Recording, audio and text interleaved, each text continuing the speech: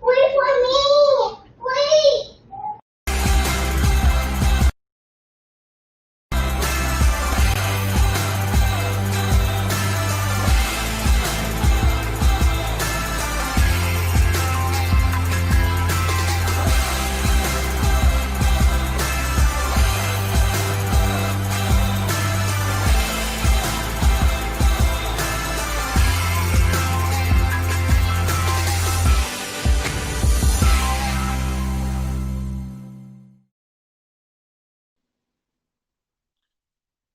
Hey, everybody. Welcome to the 4-Hour Roundtable.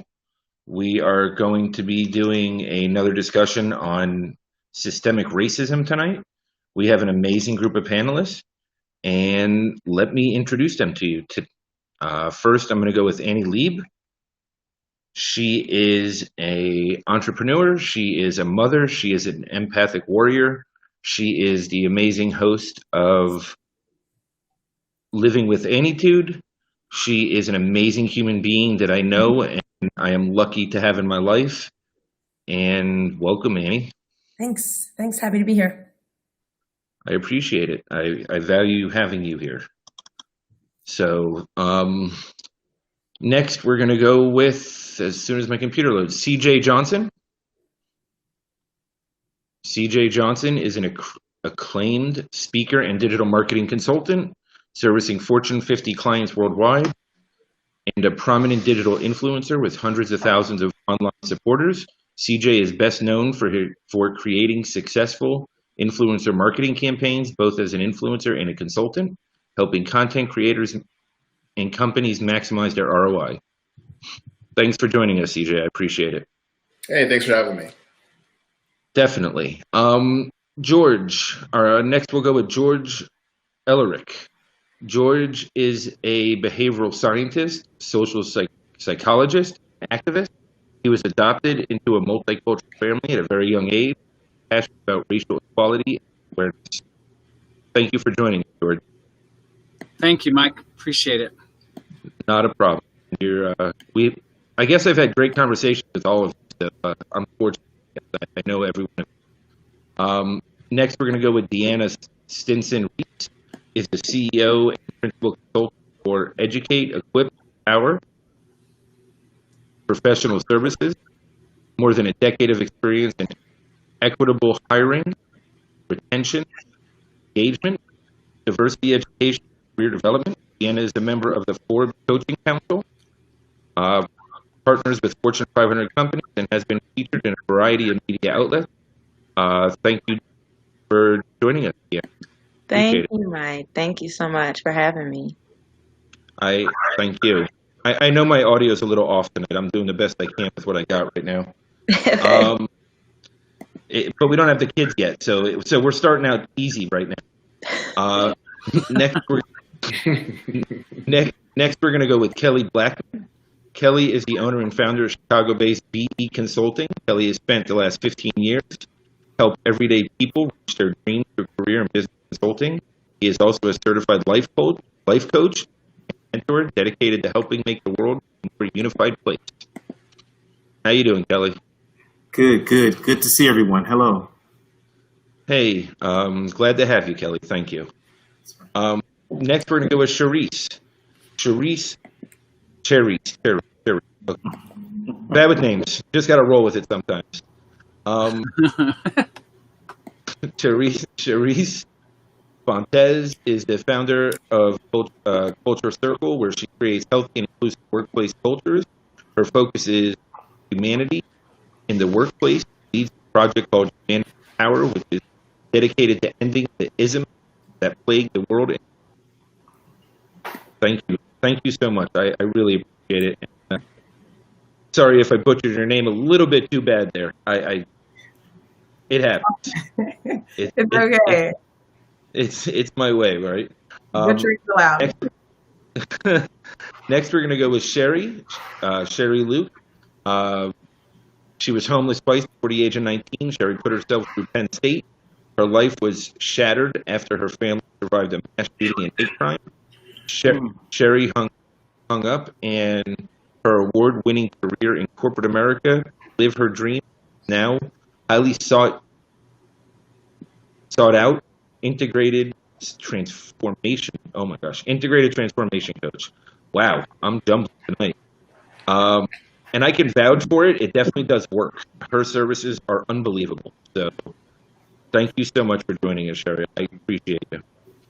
It's nice to see everybody. So before I start with the questions, how bad is my audio? Let's just get this out there so I know. Perfect. This is gonna make it even more exciting. So Sorry, we can get some of the questions. That the good news is I don't speak, so we're in good shape, right? It's about everybody else's. It's about everybody else's voice. It'll be like a Mad Lib conversation. There you. Oh well, now I just disappeared. I don't know what Gabe just shrunk. We can see you. Okay. So, all right. So here's what I want to do. We're going to go around the whole round table, and what I want to do is start with the question of how racism has impacted your life. And if you don't have personal experience with racism, then you can talk about any ism because there is a very large relation with them. So why don't we start with DeAnna and go from there?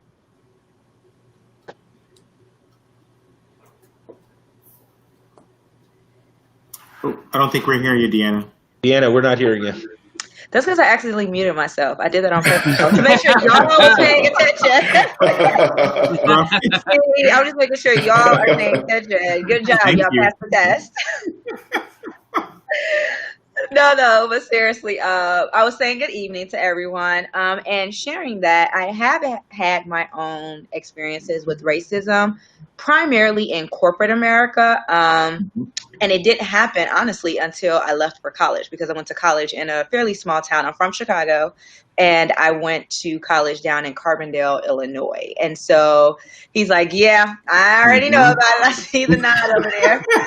So that was my first real encounter with racism. My family, my parents kind of kept us fairly sheltered. I was definitely that rebellious kid. So I snuck in, hung out with folks I probably shouldn't have been hanging out with in my own childhood, but I never really experienced racism until being in college. I was pulled over, me and, at the time, my boyfriend, for a failure to signal when switching lanes. And we were pulled over by like 4 police trucks and had to get out the vehicle, get on the ground. This whole fiasco that my boyfriend at the time, he was from Alabama. So this was nothing new to him in terms of the level of discrimination that we experienced. But for me, I was like, and I'm like this sassy girl from Chicago. So I'm like, why are y'all pulling us over? Like, we don't have to get out the car. And he's like, yo, shut up. Like, and I didn't realize at the time the magnitude of what I was doing. But it definitely changed my life, because you don't know real terror, I guess I would say, until you've had a gun pointed at you and you don't know if you're going to call your mom again or call your dad again or see your brothers again.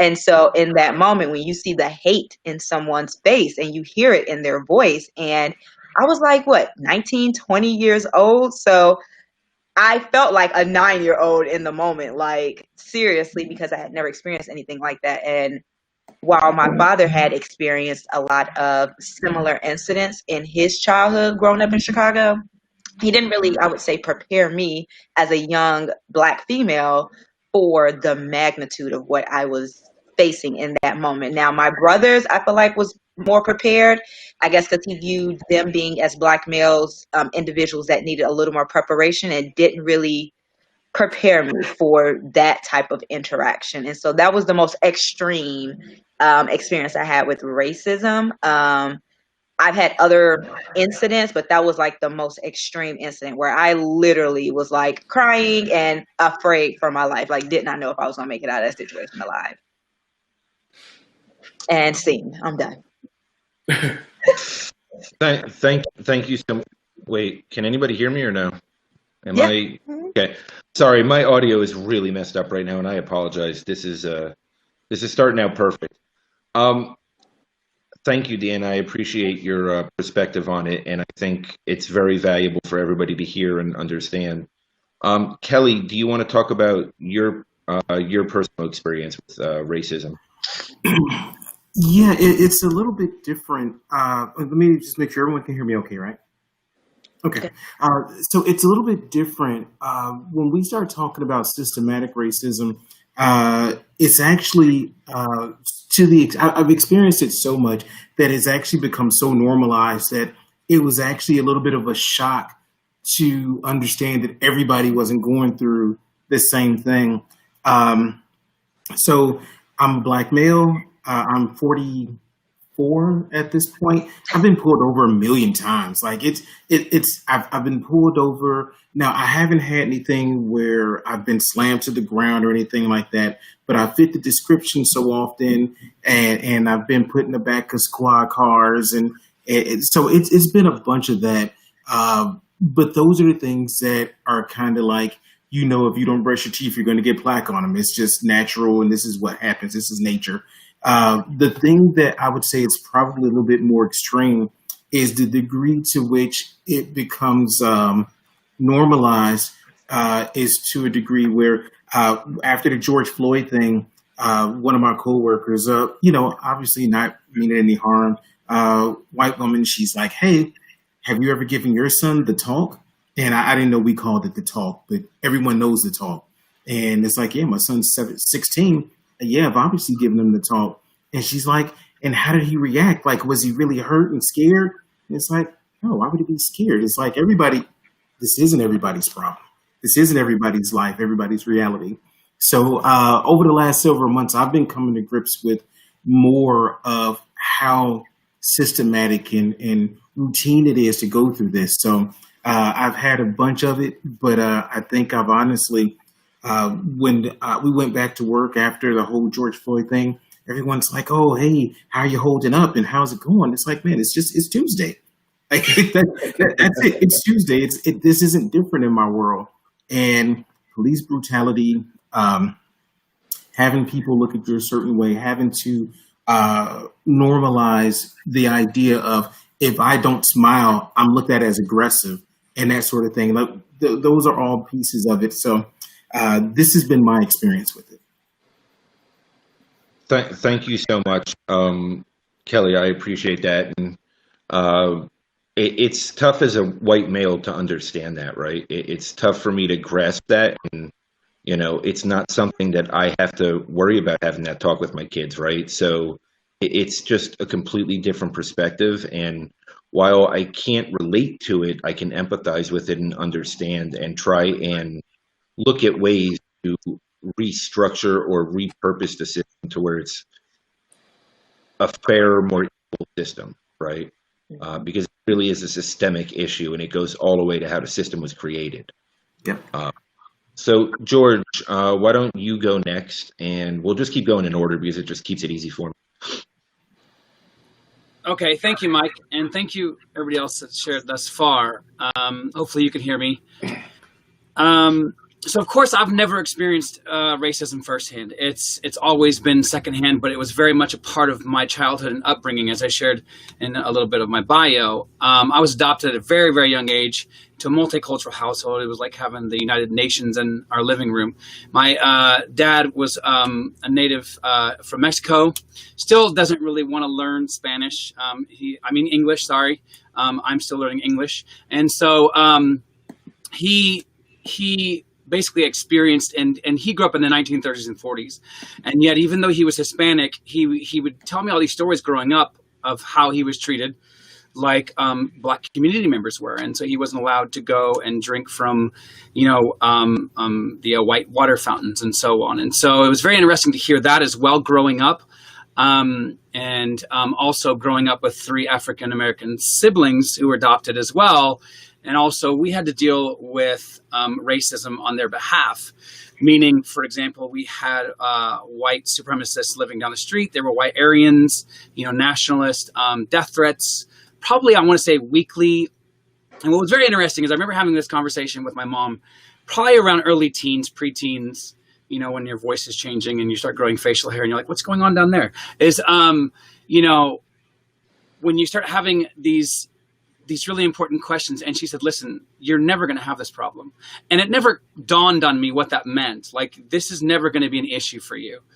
And of course, to me, because it was happening to my brothers and sisters, it was always going to be an issue for me.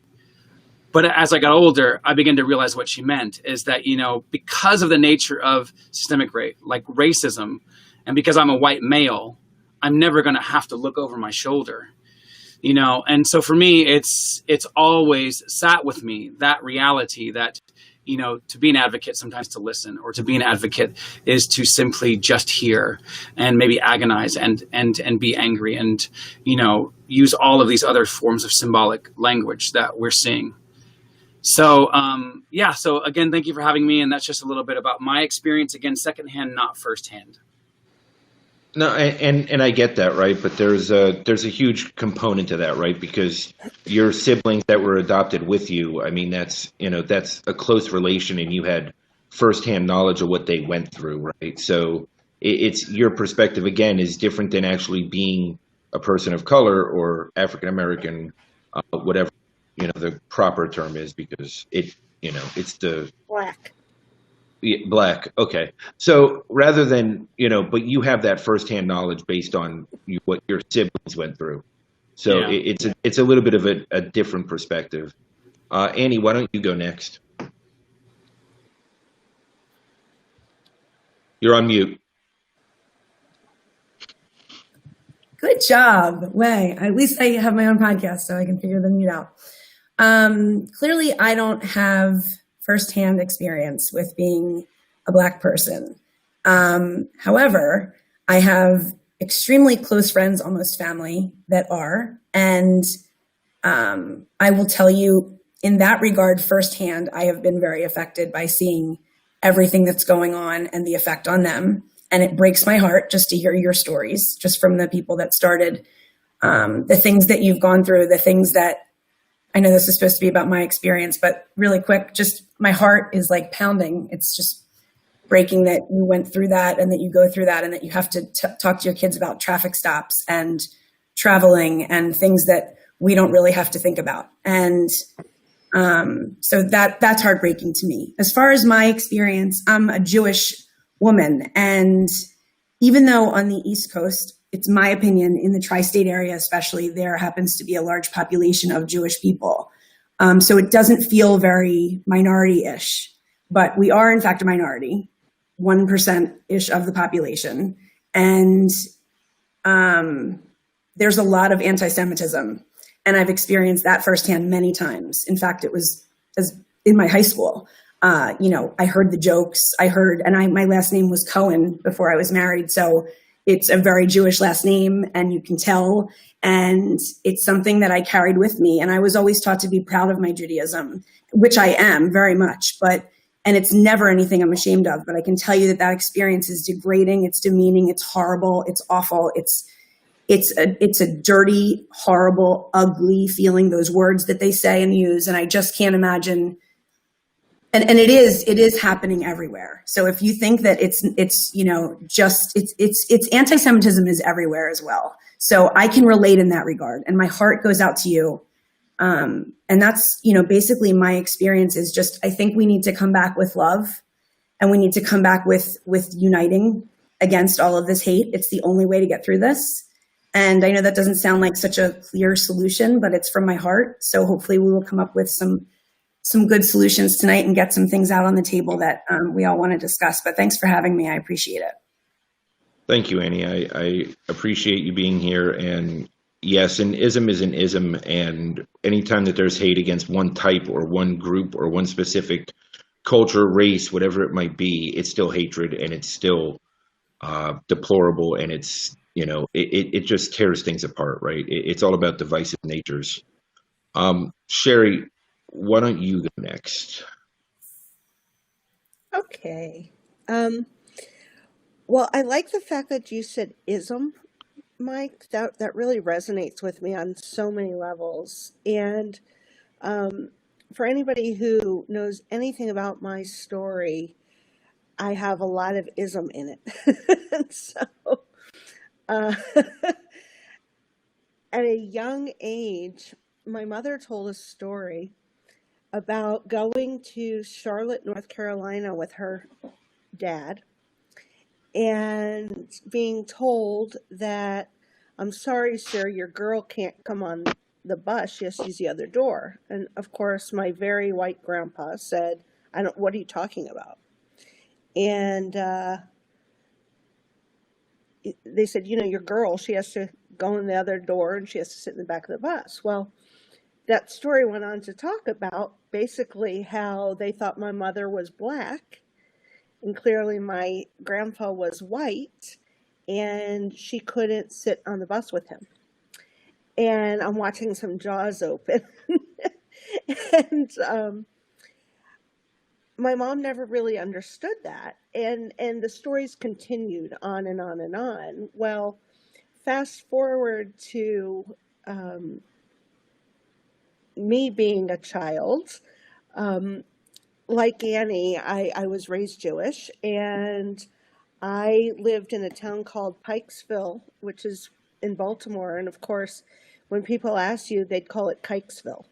So that was probably my first blatant anti-Semitic thing that was a dead ringer all the time. But if we fast forward many, many, many years later, my kids were victim to a neo-Nazi that drove down from the state of Washington to get rid of the next generation of Jews. And that all happened on my son's 5th birthday. And my kids were victims of a hate crime mass shooting.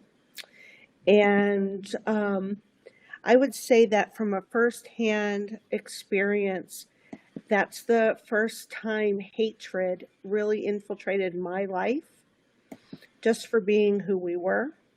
And then I couldn't have stopped that no matter what, because I did everything I could to send them to the right school, to the right camp. And by random, Buford Furrow decided to get off, and he saw the JCC and thought he'd end the next generation of Jews. And then he left to kill Joseph Ippolito, who was a Filipino postal worker, before getting caught 2 days later in Las Vegas. And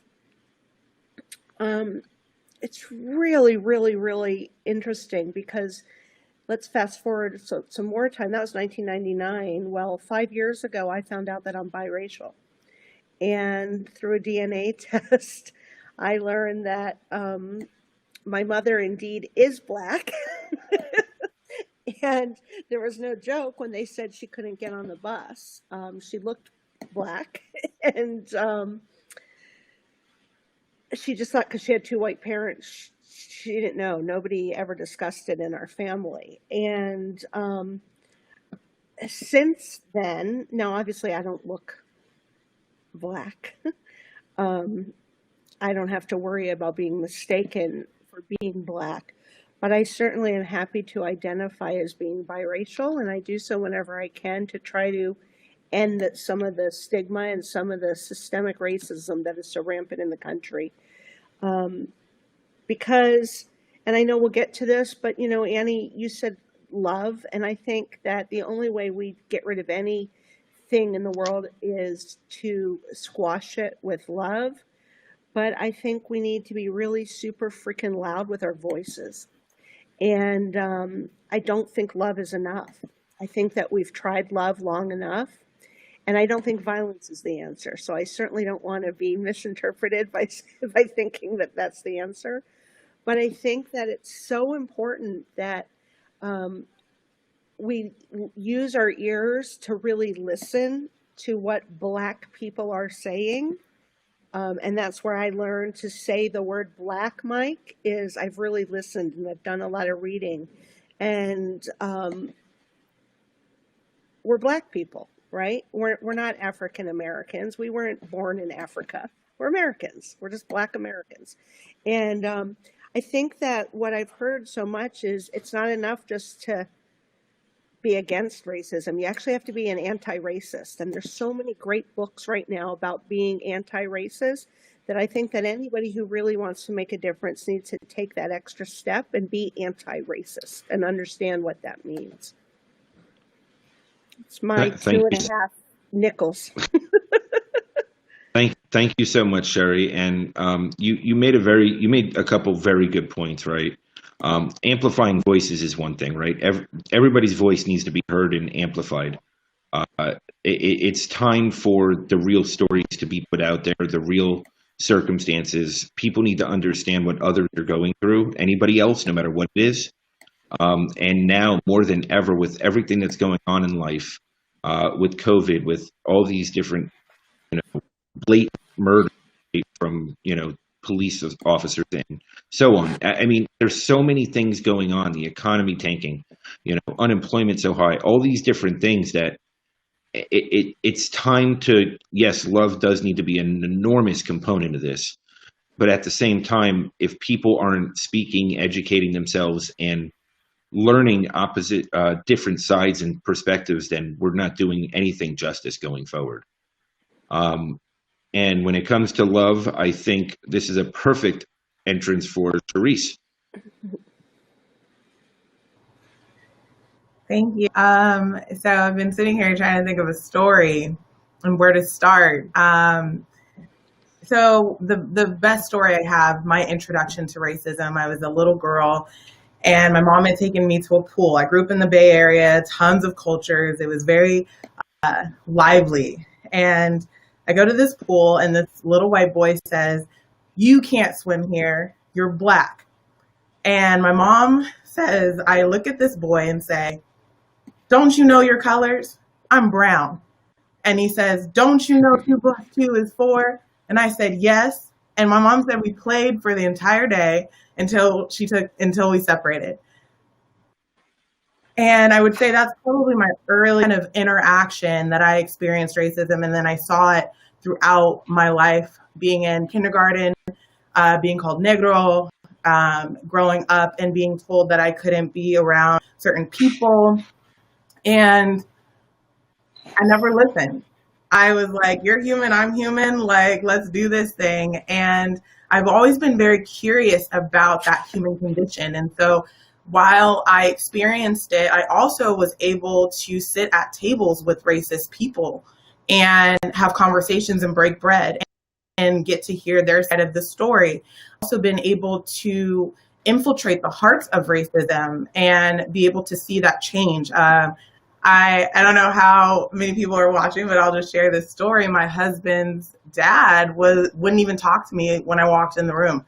His mom was like, "Can't you get a Mexican or a white girl? Like, why are you bringing this girl to the table?" And I watched this man that had a really traumatic experience not even acknowledge me in the room, to loving every single part and being of who I was and my family. So I've seen both sides of it. And listening to some of these stories, just, oh, my heart. And I love how we're going to be talking about isms, because that for me is, if we can solve one ism, we can solve them all. And what I believe about racism, what I know is true, is racism is not a black issue. It's a humanity issue. It really stems from the human condition. And in order to solve that, we must release apathy, ego, and self-preservation. And looking at one of the things that I know the most, and this is what riled up by people that are racist towards me. Whenever I have hands and it hurts, I work on healing, bringing light and love to myself and to that person. And I realized that to become a racist, you must hate yourself first in order to racist, because you can't give what you don't have. And there's a lot of low vibration with racism, with the isms. And so I really do believe like that early experience and also the integration into just different experiences and contrast with racism has formed a lot of my thought process and methodology and experience. And so when I talk to my kids about it, I speak with light and love. I've healed.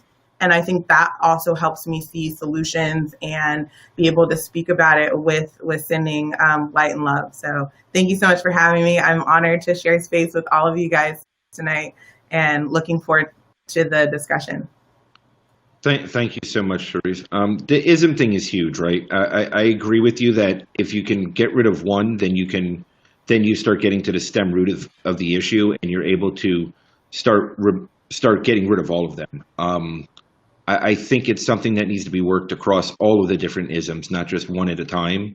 And I truly believe it's a systemic issue that needs to be shifted completely.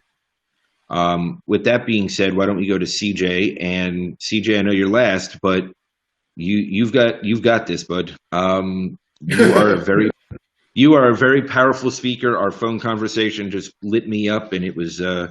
I'm excited to hear your perspective on this. I am. Yeah, it's well. First of all, it's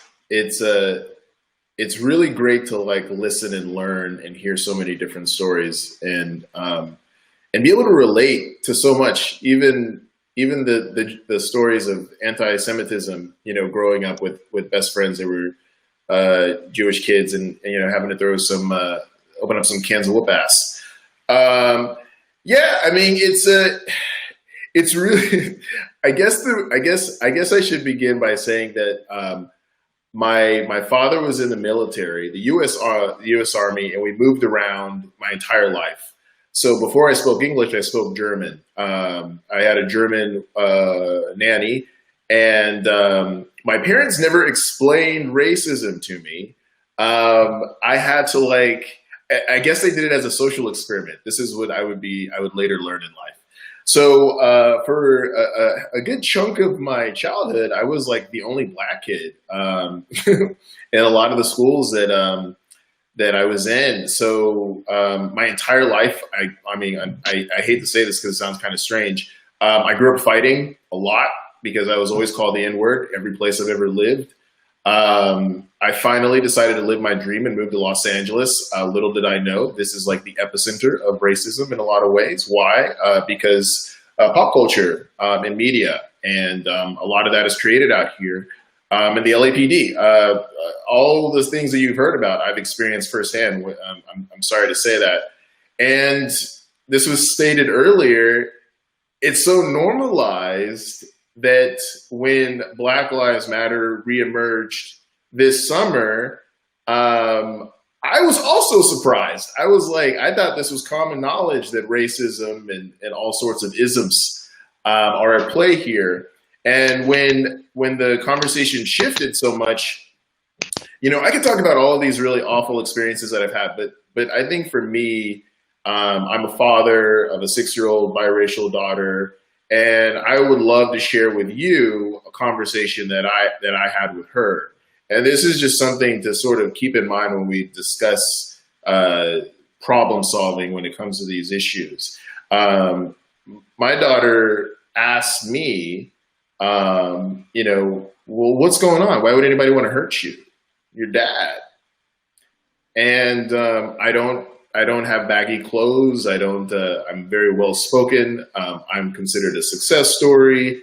And I go through racism every single day. And for my daughter, who is so innocent and sweet and super intelligent, to ask me that, you know, I had to explain to her the differences of people. I just try to explain it without a way of being angry or frustrated and filled with hate. And just so you know, that's very tough to not be upset while I'm trying to explain why somebody doesn't like me that doesn't know anything about me. And then she was really confused because she said, she's like, Dad, I thought that, you know, Martin Luther King Jr. and all these other people, I thought this problem was solved like a long time ago. This is a thing now? And it kind of blew my mind that a 6-year-old understands how weird this is now. And this is an issue that we're talking about now, like not a long time ago, like now with, you know, all the technology that we have to our advantage. And she's gonna unfortunately, who knows what the future looks like for our children, but she's unfortunately having to have that conversation of like, hey, Dad might not come home tomorrow for absolutely no reason. And that, you know, was something that it's very scary. It's very scary when, you know, when you're when you're told, like, be careful about going out late at night because, you know, somebody might, you know, attack you in the middle of the night or something like that. And little do you know that, you know, you're the person that fits the description of that attacker. You know, that should say a lot to you about the struggle of what that it looks like for people of color. I mean, it's not just Black folks. Happens to all sorts of different people. Colorism, racism, ignorance, sexism. I mean, all the isms, right? It's real, and a lot of that comes from bias. A lot of that comes from a lack of empathy. A lot of that comes from human survival and wanting to inherently feel like you're superior to someone else. I mean, that is a lot to unpack. I think you've hit many key points, like many. And I agree with you. And I think the one thing that you left out was ignorance, right? There's plenty of ignorance out there. There's plenty of there's so much divisive nature right now in the world, and depending on where you pull your information from is the narrative you're going to follow, right? And that's the narrative that you're going to build on top of. And I think that there has to be some type of way to find the truth, right? Or at least a better version of the truth. Because none of us really have, 48 hours in a day to watch, all extremes of all messaging that comes to us. It's just, I think it's impossible, right? It's impossible to see all sides. So what I'd like to do go ahead. We can open it up a little bit. I thought I was on mute. I disagree. Okay, so go ahead. So those are fighting words. Right. So I'm sometimes afraid to disagree, and some of that is feminism, believe it or not. So when, as a woman who speaks up, we're often, I don't remember who said, if I don't smile, I'm accused of being aggressive. My last boss before I left corporate America actually said to me, you'd do better if you smiled more. Now, anybody who knows me knows that I smile like 97% of the time. And he was referring to Zoom meetings, which we always had prior to even COVID. And they were just called team meetings or something. But, and he said to me, better. And I said, well, I don't understand. Like, all I do is smile. Like, I'm the top person in our business. And he said, well, as a woman, you really need to smile. You look angry. And just like we're all sitting here, right? None of us are smiling. I'm smiling now because I'm talking about it, right? But we're absorbing and we're thinking. And so, but what I disagreed with, Mike, I went way off topic there. This is a emotional subject for all of us, I know. And it's easy to get wrapped up in. But I don't like the cop-out that I felt like I heard you said, which was, we can't spend 48 hours trying to learn all the sides. And I don't think it takes that much to learn them. And so I think that if we want to know that, and I think that some of that contributes to some of the challenges that we all have, is that it doesn't take 48 hours. And if you really want to know all the sides, you can get all the information you need by being detailed about it, by choosing to read a book and choosing to ask questions when it comes up. I don't think anybody's looking to sit down for 48 hours and get all the information, because it's fluid, okay? It's growing and it's changing and it's evolving. And the message and the information is always changing. But if what we're talking about is systemic racism, look, our country was built off of stealing and beating down anybody who wasn't a white Brit. Okay? I mean, our country was built and founded off of, if you're not white, you have something wrong with you, right? And so that's what systemic means. It means it's ingrained and it's built in. And we have not done enough to go out of the way to change it.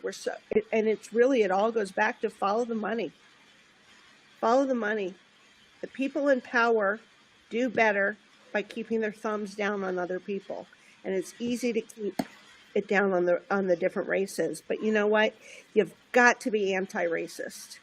You cannot just say, I'm not a racist. You can't just say, I'll never know enough of the information. You've got to say, I'm anti-racist. I'm not going to put up with it anymore, and I'm going to learn what that means. Yeah. No, and I agree. Sorry, go ahead. Anybody, go ahead. No, I was saying she's right. It definitely has to be a actionable effort. I talk to people all the time, and when I'm speaking with companies and they're talking about, well, how do I be an ally? How do I be an ally? And I tell them being an ally is a cop-out to a certain degree. You have to be an accomplice. Either you're an accomplice taking actionable steps to make change, or you're using allyship as being a more passive way to make yourself feel better. Sometimes with a lot of people, they want to make themselves feel better for the stories that they hear or the experiences that they hear about, and please don't misconstrue me saying that allyship is sometimes a form of cop-out, because for some people, that's their first step, allyship. But it cannot be your end-all be-all goal if you're not someone that is directly affected by racism, or any ism for that matter. But I'm going to focus on racism because that's what we're talking about today. And so I always tell people, you need to be working towards being an accomplice. An accomplice, when you look up the definition, that's somebody who is right there taking action with you to achieve whatever that is that you're trying to achieve. So being an accomplice to disrupting systemic racism, that's exactly what is going to be happening when you're taking actionable steps to not be a racist, to be an anti-racist. No, I agree with you 100%, right? That's one of the reasons that me and Gabriel started bringing these people together, right? We wanted to amplify voices. We wanted to give honest perspectives. Then we also wanted to talk about solutions from all the perspectives. Because I think before any action we can take, we also need to understand what solutions we can dedicate our energy to. Yeah. And I think that's where we turn this conversation a little bit, and let's start focusing on potential solutions. I think, why don't we start with George? Let's just spin it up a little bit, if that's okay. And George, when you look at it, right, from your point of view with the psychology and everything else that you work on that side, and at this point we can do open discussion after he gives his perspective, and then just flow. So just to clarify, because I think some of that cut off, you're wanting me just to come from a psychological perspective on the relationship between what is developing in terms of our response to racism, right? I want your psychological point of view of what we can do to solve it, right? Like what the appropriate steps are from your expertise, because everybody on this table has a different expertise, yes. And there's reasons that everybody is here. Everybody has a different industry that they come back from. Everybody has a different area that they really grow in, and I think it's very important that the solutions come from those perspectives, so that we can empathize, look at potential solutions, come together from. Yeah, no, and I think that's a great question, and I don't mean to offer a solution that's going to fix everything, but just merely a perspective that, of course, you can all disagree with, and that's actually what we need, is to come at this from different perspectives. And so, for me, we always need to reverse engineer how we got here. We need to understand where we were. So a lot of people, for example, they refer to 1619. That's the big date. Well, racism was literally a geopolitical tool that's been used since obviously prior to that, even in our ancient cultures, which is one of the areas that I've spent a lot of time studying.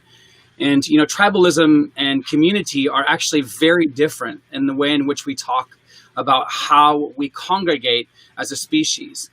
tribalism has always been fear-based. And again, by the way, these are anthropological definitions that I'm bringing to the table. These are human culture understandings. And so community is what we're lacking, for example, right now. So when you look back through history, it was all about tribalism. When you have the Pilgrims landing in Massachusetts and all these other places, right? You have a tribe. You have people who were homogenous. They were not looking for outsiders. In fact, any outsiders were the ones that were, pretty much reacted to violently. And they are not us and we are not them. And so there has been a historical perpetuation of the fear of other, or xenophobia, in the kind of structures and institutions that we live in. And it's been normalized. It's been accepted. Every single one of the stories that have been shared here today actually back that up. That we have a history that goes back, again, way before 1619, that even can go back into the 1500s. Hernando, de Soto brought over African slaves and also South American slaves. Slavery was part of the continent. And so when we're talking about isms, for me, we can't simply just lazily use that as an umbrella term. We have to realize that the way isms work and the way they're structured is that they're initially working as an idea or an ideology, a structural way of thinking that is normalized through culture and behavior. And so there's an ideological buy-in. There's a belief buy-in. And yes, those are two different things. So you have to be shown or shared, whether it's your parents or schools, wherever it is that you are being educated from a very young age and influenced very easily. You have to understand that it starts out as an idea. Now, that idea will then either turn into, depending on your choice when you get to that age, will either turn into a belief that you just accept outright, or a belief that you will eventually challenge. And then that will then turn into a behavioral buy-in. So racism always has this biopower component, right? It's never just, hey, there's this different race over here and we don't like them. It's, hey, I'm going to do things that are going to control you and the way in which you live your life. So redlining, and the way in which real estate was controlled and manipulated, right? And so you always have these three components always working together when you're dealing with isms: capitalism, socialism, whatever ism is out there and being perpetuated and normalized. You always have those three components that are always running in an endless kind of feedback loop. And so, for me, we have to come at it from those types of responses. And so I kind of want to end with this. So there is a French philosopher, and he has this idea. It's called heterotopia, and his name is Foucault. Heterotopia is this idea that you literally disseminate groups of people who actually believe what the new society believes. So hetero, difference, right? You're embracing difference. You're embracing that community versus the tribe, right? You're pushing away the tribe idea. Heterotopia comes from utopia, a better society. Obviously, we're in, forgive the French, but we're living in a pretty shitty society right now. And so we need a better model. So heterotopia and this idea that's been borrowed from Foucault is this idea that you don't step outside and point, that's what's wrong. You literally band together with people and say, we're going to change this from within. We're going to start mirroring the new society. And see, the neuroscience behind that is amazing, because then that ignites things like mirror neurons, which then accentuates the process of dopamine and serotonin and oxytocin, and we all get rewarded for building a better world, right? And so for me, I think, to answer your question more explicitly, Mike, is that, we need to reverse engineer. We need to understand where we came from to get to where we need to go. And part of that process is realizing that we can all work together to do this, even as hard as it might be.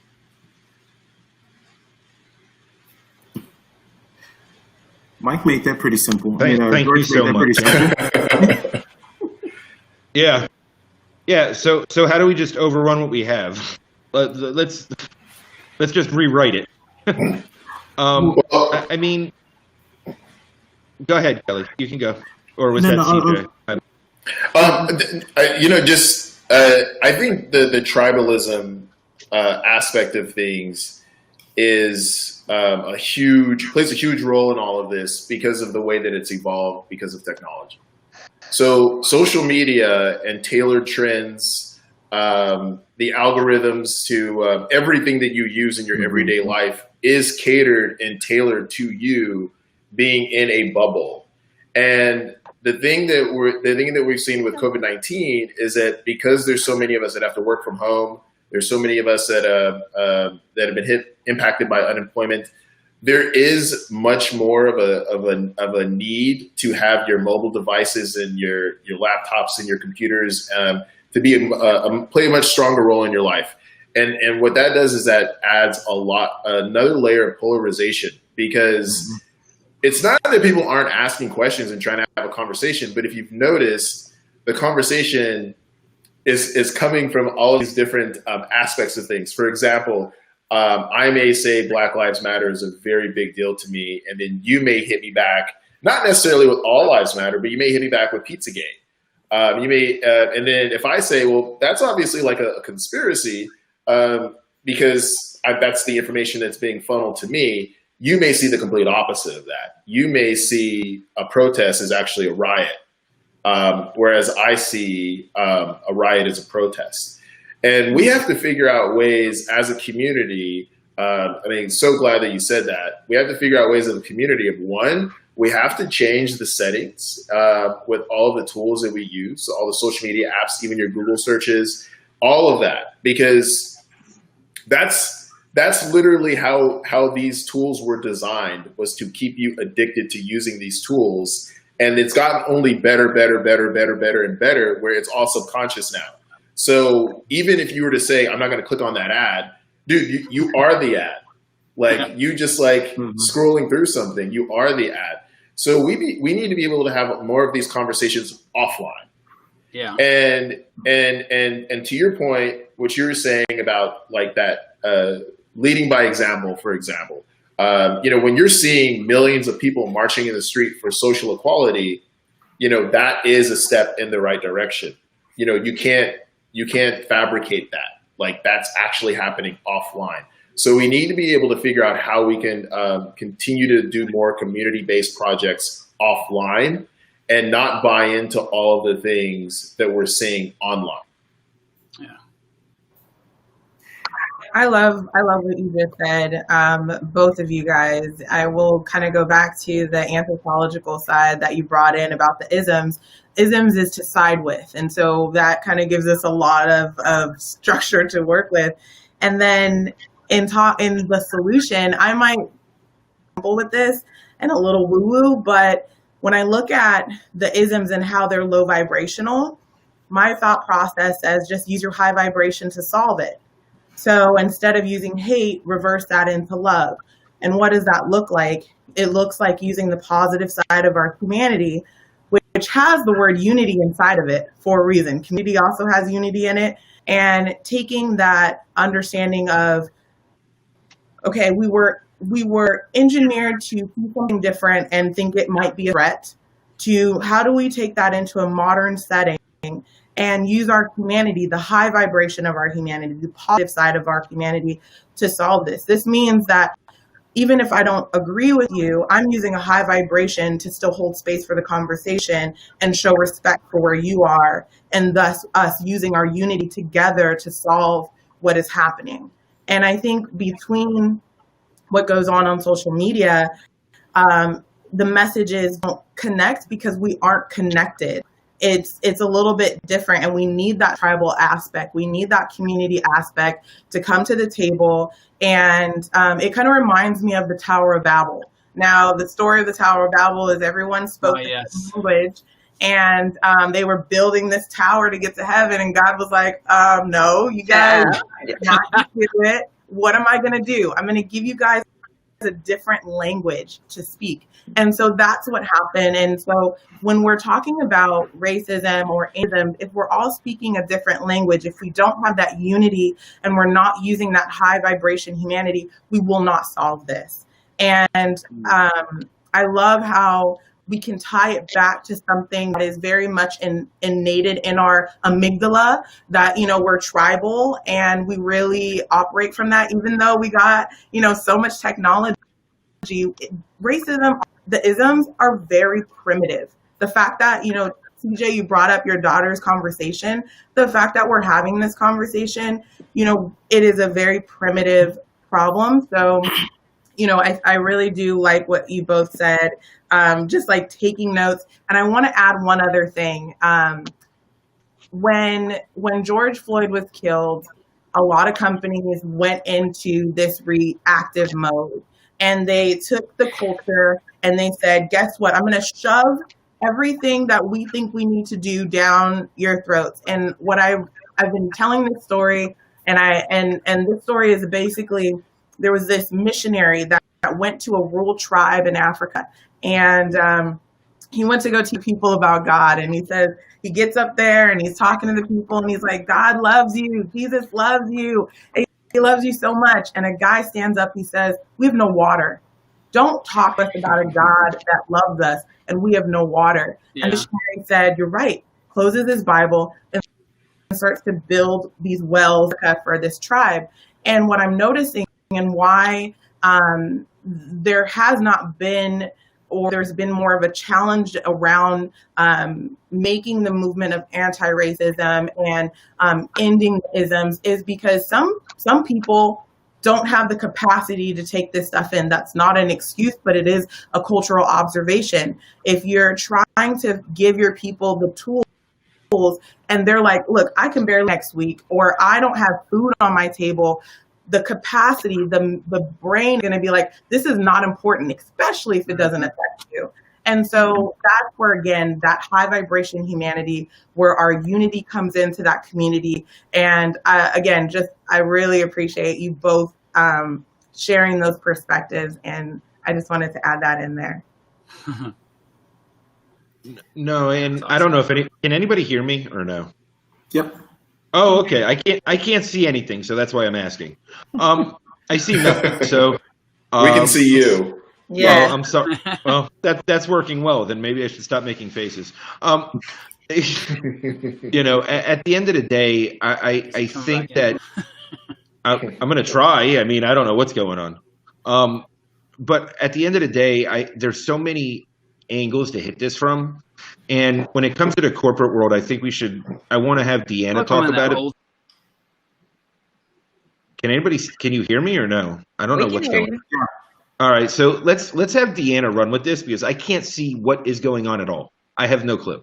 So I'm running blind. Like, tech is failing me tonight, apparently.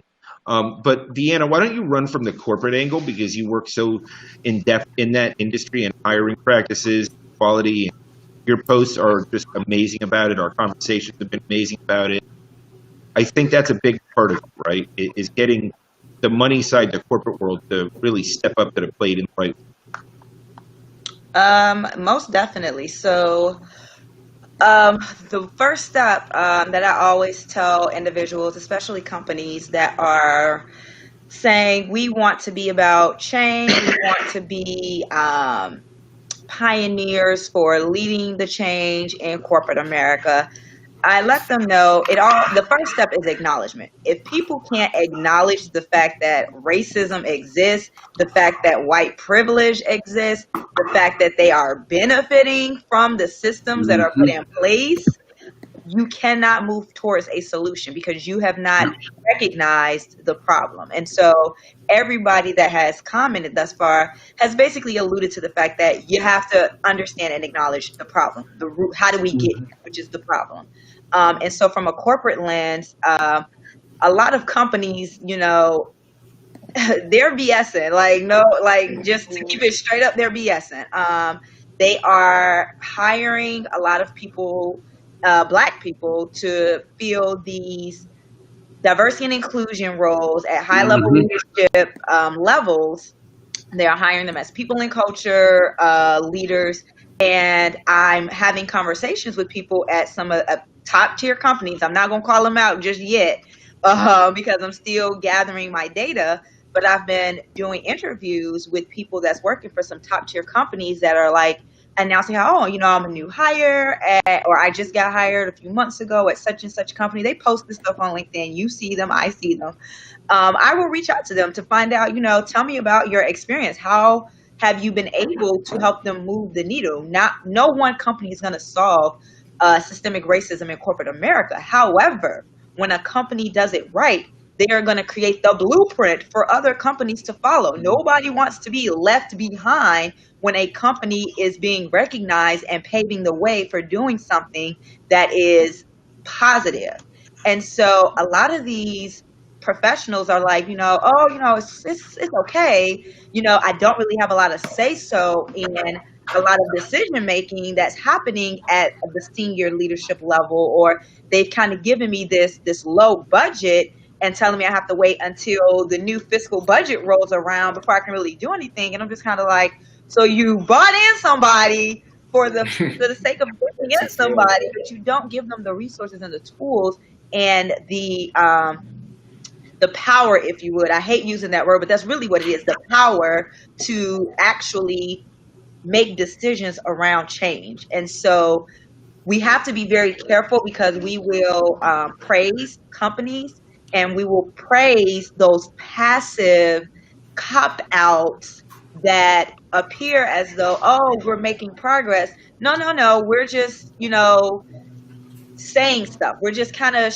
we're doing performative, not we, because it ain't me, but companies are doing performative, they're doing like this performative show, if you would, to make it seem like they are really trying to make change, but you're not putting your resources where your mouth is. That is what is going to enact change. I have started working with companies, and I kid you not, and I'm not afraid to say it, they have stopped working with me because they don't like the fact that I'm like, you can't just put this blanket solution over systemic racism within your organization. You can't ignore the fact that you have people in your organization that are responding to these assessments and these feedback surveys saying, well, I know that these people are getting paid way more than me. They came in with less experience than me, less education. I've been here longer, but they came in at a higher salary than me. And when I go to my supervisor to talk to my supervisor about compensation,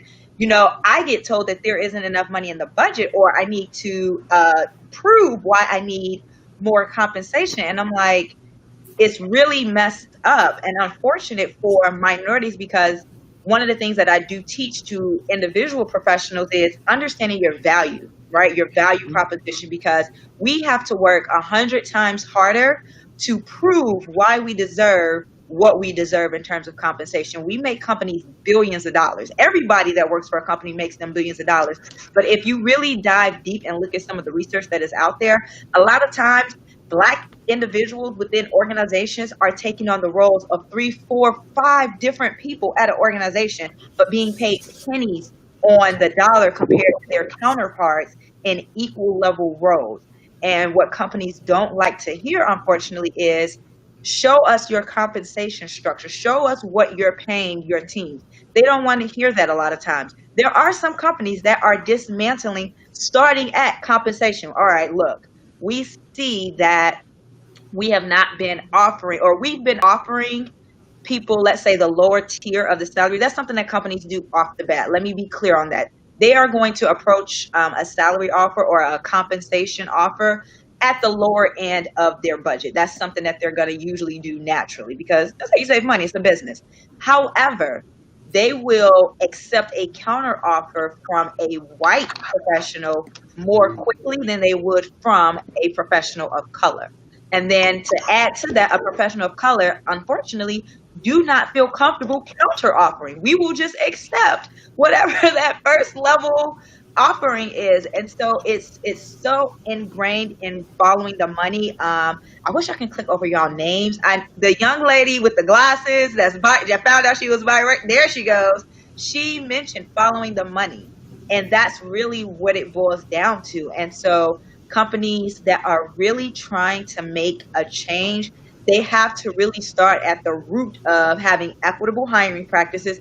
Why do you need to know the race of a candidate at the beginning phase of the hiring process? Why is that critical information for you to know to decide if someone is going to meet those preliminary qualifications to bring them in for an interview? You'll see when you do your face-to-face interview, if they're Black, Hispanic, purple, green, you'll see that. Why is that necessary for you to see or know prior to bringing someone in for an interview? That's one way, one small way that is going to change the landscape for equitable hiring practices, because people get judged off of their names. I was judged off of my names in my job searching days. They see DeAnna the way it's spelled and they just assume and know I am Black. I'm gonna tell y'all, I tested this theory when I took my full first name off of my resume and just had D. Stinson. It changed. I got way more callback immediately. So we are judged based off of the ethnicity that is built into sometimes our names, how our names are spelled.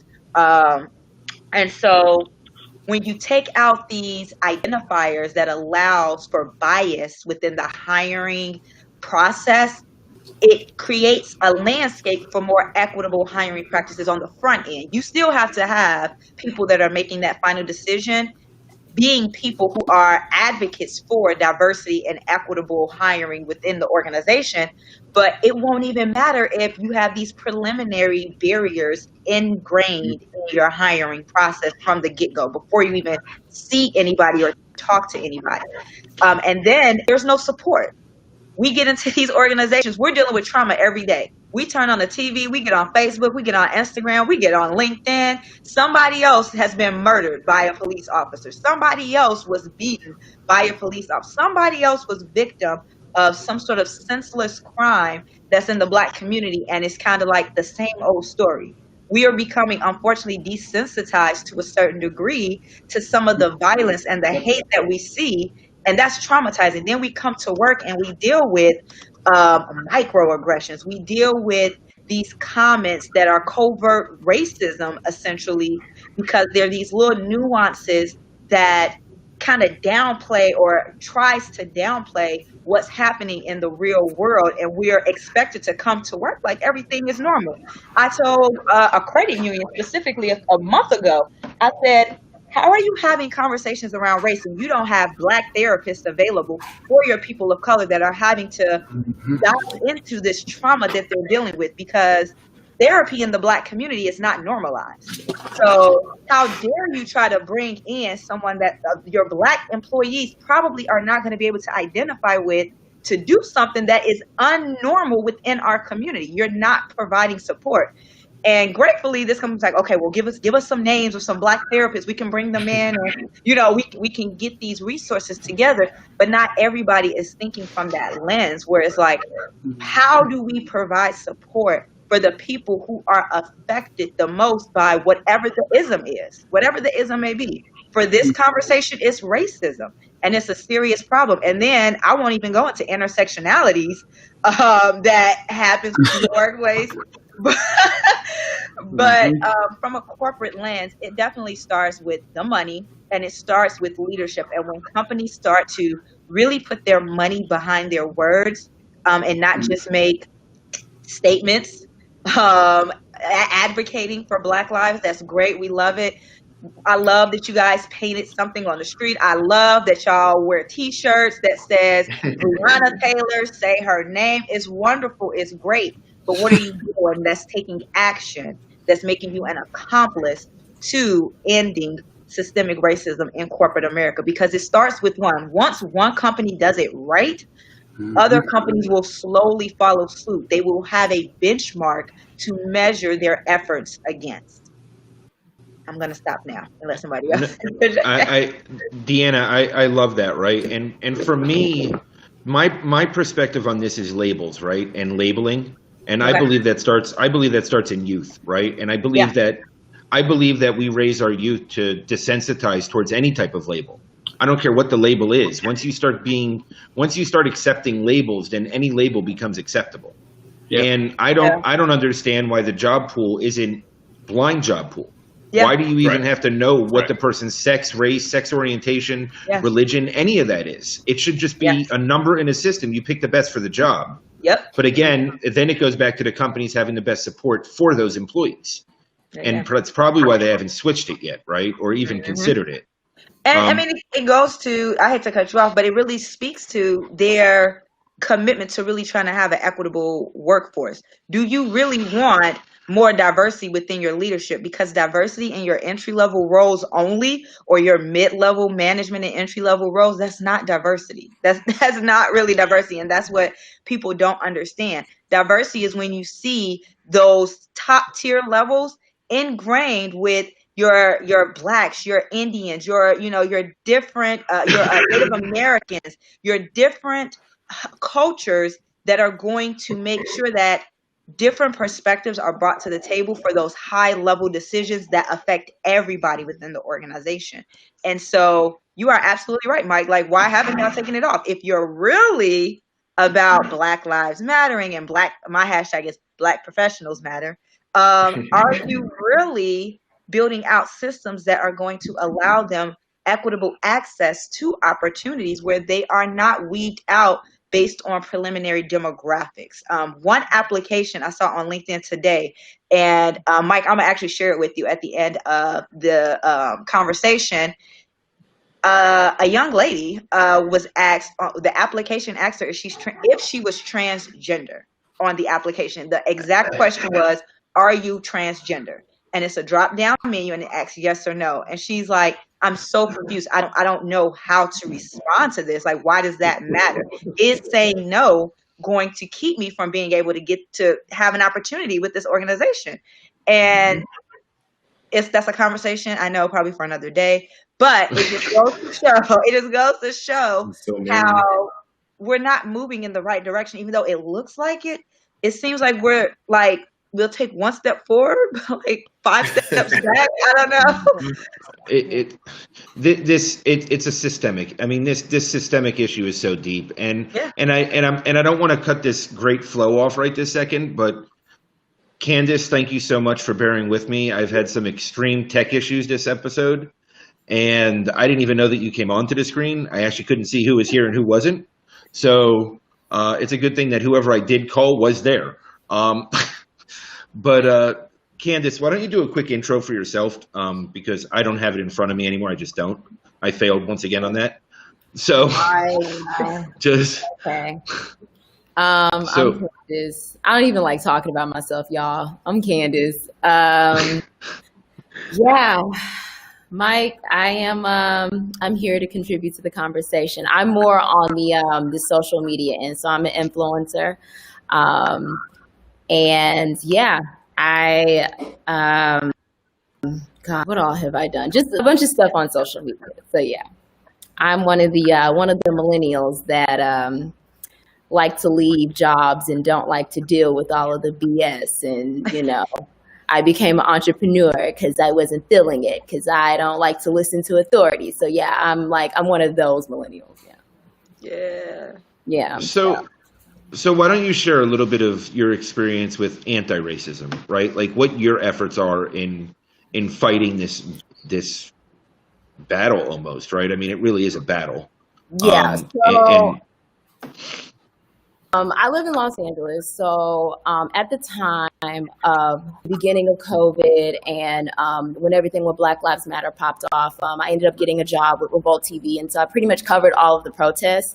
So I was on the ground essentially 2 to 3 times a week for every single protest, handling the social media and covering it and getting interviews and, getting the narratives of every single individual, Asian, Indian, Hispanic, Black, mixed, everybody.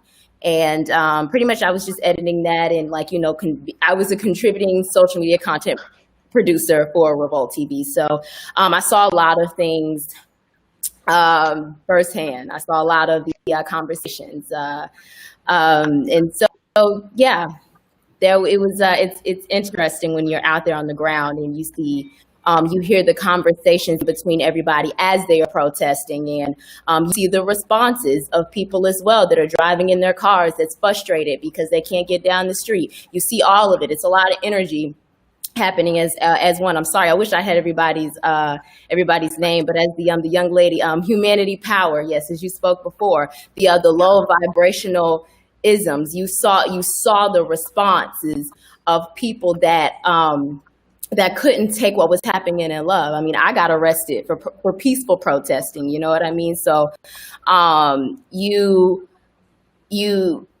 your response earlier was so beautiful, because a lot of the responses, which almost every single protest I covered almost was peaceful. No one had any intention of destroying anything. If there was destruction, it wasn't nobody that looked like us, okay? So, and these were with my own eyes. So, it's interesting when we talk about correcting a system, because it's a lot of people that, from what I've seen, that simply don't care. It doesn't affect them. I know that the issue seems to be like black and white, but there's so many Americans that are in the middle that don't really care to do the work. They don't really care to share and have these conversations that we're having really affect them.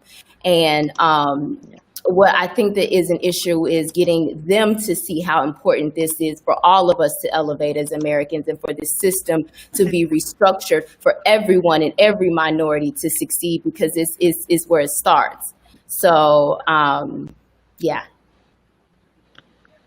No, and Candice, I appreciate it. And again, I thank you for bearing with me, because I honestly did not see you even on this screen.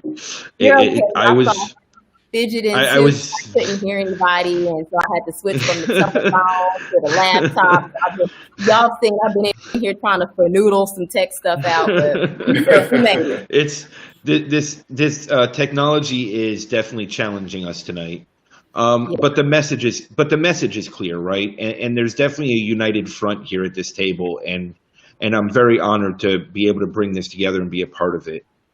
Kelly, why don't you speak from your perspective a little bit about solutions, and we'll go from there. So what I think is a really interesting thing is Candice, DeAnna, George, I've actually talked to all of you guys before, and I've actually sat in on some of the roundtables you guys have been in, and I think everyone is saying a very, very similar thing. The part where I think where I'm coming from when I think of solutions is that there's a difference between treating a symptom versus treating an infection. And when you start to talk about systematic racism or systematic anything, honestly, you're talking about trying to actually treat the disease.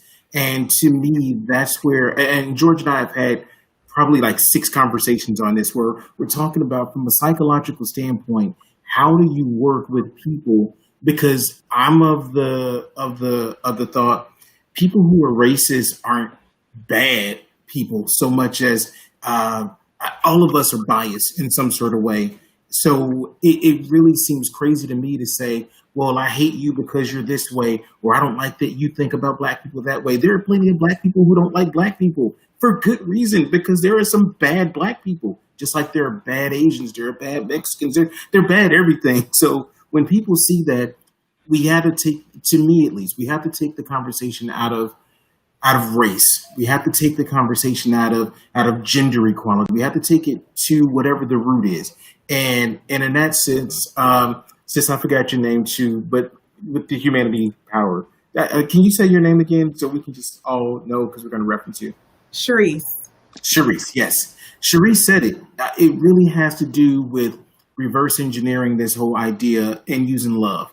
Now, when I think of love, I don't think of it in the sense of, like you called it woo-woo or something that seems abstract. I mean something that is very, very systematic, in the same way racism is, in the same way hatred is. When I think about love, I think about, there are probably about 14, 15 different pieces. And this is just me coming from my minister biblical sort of way of looking at it.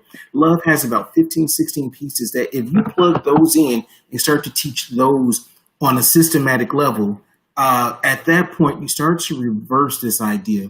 So there's a lot of fear that happens right now. George brought up the idea of tribalism, this idea of, I need for us to be okay, so I can't let you have anything. And in that sense, what we're talking about is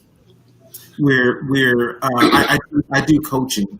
And in coaching, one of the first things you see all the time is this barrage of limitations that we put on ourselves. So if our reality, if our limiting belief is that if somebody else has it, I can't also have it. If somebody else gets okay, I'm not going to be okay. Then we're automatically going to take that tribal point of view and say, I have to keep it all for myself. But love goes along with this idea of sharing. So my idea is super, super simple. If it's the case that you are a recruiter, recruit with love. If you're a teacher, teach with love. If you're a gym teacher, if you're a swimmer, if you're a gymnast, do that thing with love. Use these.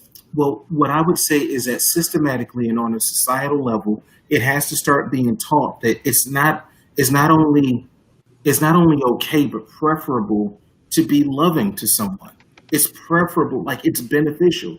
Anyone who's grown up or anyone who's been in an environment of mixed races, of mixed beliefs, can definitely tell you this. It's a lot better. There's a lot more productivity. It's the case that I work with all Black people. I worked when I was the only Black person at a place, and all of those places are somehow, the uniformity is bad because no one ever challenges anything. So when I start talking about this idea of love, it comes from the idea that no matter which thing you're doing, you exhibit love as your basis, as your principle. The issue becomes the fact that there's no way to make any money off of that, right? There's no political backing for that. You don't have to start off in a religious place. The tenets of love are universal, and that's what ends up happening. As human beings, we can all be afraid. We can all feel like we're not going to have, and the issue becomes any of us can feel that thing. So all of us now become open to this idea of hatred, of fear, of lack, of need, and that's how social injustice happens. But and I'll end with this. The apostles asked Jesus. They say, "Hey, what's the greatest of the commandments?" And Jesus says, well, the first thing is you got to love God with your whole heart, mind, soul. You have to love God with everything. Now, love of God means being obedient to the things that God says. But God is love, right? So being obedient to love. And then the second thing he says is, the second thing along with that is you have to love your neighbor as yourself. Who's your neighbor? Everybody. So to me, and he actually goes on after that to say, and George is a minister. George knows all of these.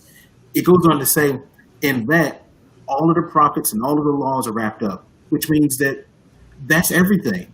If we did that, if each one of us did that, what bad world will we have? Who's going to go to war when it doesn't matter if you're Japanese and I'm Black? It doesn't matter if you're white and I'm Black. When the reality is we're all human and we all love each other. And again, I know it feels very abstract, but the reality is that if you start to break down what love is and break it down into actual principles, it's something that you can start teaching in the schools, you can teach our kids, and we can all start exhibiting those ideas ourselves. Well, So that was my comment. Kelly, that's awesome. And Mike, I hope you don't mind if I respond to that. Kelly and I have actually had a very similar conversation about this very thing. And, you know, for me, I'm very much, even though I love language and I love the abstract, I think, you know, there is an element where you do get the people who are burnt out with the language of love. Like, love is not enough. Sure. I think that was shared when we initially talked, when we started this talk. And what's very interesting is the Greeks had this notion that, you know, there's this level of love. So they stratified love. Yeah. Right. There was the brotherly love, Philadelphia, all of this kind of stuff. Right. And then there's the agape love. The agape love is like my ego is dismantled for the greater good. And so, you know, to probably hopefully maybe turn this into concrete steps that we could, if we wanted to adopt this as one stance, is to take this and then understand what the ego is. So Freud, for Freud, his kind of theory is that the ego is invented. The ego was created at a very young age, and it's all about self-protection, self-preservation. So what do we do if we were to turn this into a concrete work policy or a concrete social policy where if you take the agape Greek notion of love, and yes, even like religious texts like the Bible talk about it, spiritual texts and all of this kind of stuff is this death to the ego, right? And so it's death to those things that we have created this fear-based identity, right? So we create so many portions of who we are out of fear. Well, if they don't like this, then I'm not going to like this. If my wife doesn't like that, then I'm going to change myself to make sure that we have a happy marriage in the name of what isn't a happy marriage, right? And so if we actually turn this into a concrete policy, well, then what that could look like is if we use love, the agape, death to the ego, and we understand ego as Freud understood the ego as a self-preservation mechanism, then what you do is you go into companies, you go into society and say, what are we doing to preserve ourselves? What are we doing out of fear? What are we doing out of hatred? How are we stratifying and creating hierarchies of hatred and difference and, xenophobia? And those are the things in which where you then you start amplifying this idea of love in a very practical, step-by-step, mechanistic way. You start eradicating hatred at its base level. You know what I mean? Well, I think I don't think that's the case. I think the difference is if you start off with an idea and you leave it abstract, like, oh, let's all hug. That obviously doesn't solve very much. But when you start to take the agape love is a love on principle. It's a love based on like, not me, that sort of thing. And if you start to map out what that looks like or reverse engineer that, that's something that is teachable. That's a learnable skill. So when I say it's not doable, I didn't say it's not teachable. Okay. So it's very teachable. All right. But you have to look at a hierarchy of things. Okay. And you're talking, and this is somebody who does everything with love to the ridiculous. Okay. So I understand it. I teach it. But here's the thing. Okay. When you look at it, and I mentioned it in the chat earlier. Okay. Is when you're looking at corporate America, which would also involve any of the public institutions like school, okay? Those are leaders, okay, coming from a place where they want to rule. They don't want to love, okay? And so to get to the core, you're talking about blowing up, which we'd all love. Okay, there's that word love. Every one of us sitting here thinks there needs to be a radical disruption in the workplace, in the government, in our institutions, okay? Because really, if we want to move to agape love and teach it, we're going to have to radically disrupt everything we know today. It's a model. You saying that's not possible? No, I'm saying it's almost insurmountable. So from a theory standpoint, right, that's ideal. Okay? But let's just look at how, and somebody listening, I think it was Emily, she said, so many people don't even love themselves. They can't love themselves. I mean, we have misogynists everywhere. Okay? We have people who have gotten to their place of ownership by hatred, by suppressing other people. Okay, you've got to get to them first. Okay? Well, see, and yes, I disagree with that though, because here's kind of the issue that comes in. Well, there's no way. Let me finish, okay? Because here's the thing. So in corporate America, you're hired to fit into a culture. Okay? And the culture means you got to be just like me. All right? And that's what fitting into a culture means. And